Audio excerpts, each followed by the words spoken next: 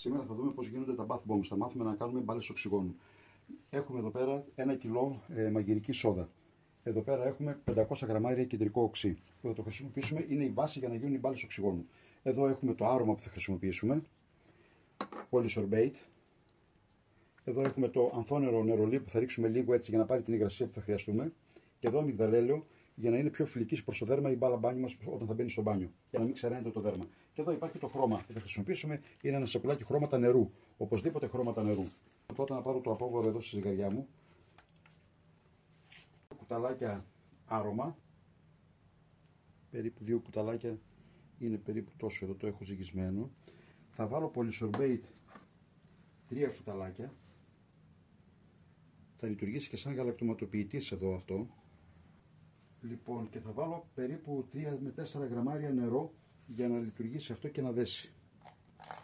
Εδώ περίπου είμαστε καλά, τα έχω όλα πάνω στη ζυγαριά μου και είναι εντάξει. Βάλαμε και λίγο λαδάκι φυσικά το αμυγδαλέλαιο, το οποίο θα κάνει πιο φιλικό στο δέρμα μας στην μπάλα μπάνιο όταν θα μπαίνει στο νερό.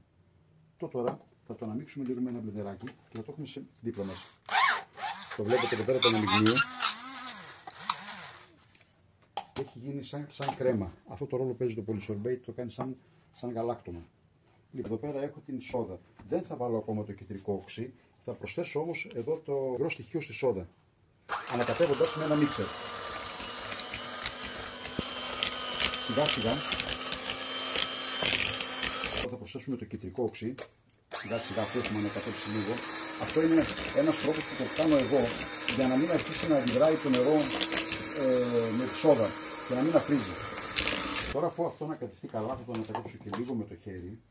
Θα προσθέσω σιγά σιγά και λίγο νερό ακόμη, γιατί βλέπετε ακόμα είναι στεγνό. Θέλω να φτάσει στη μορφή της υγρής άμμου, σαν να το κάνω με το χέρι μου και να πιάνω υγρή άμμου.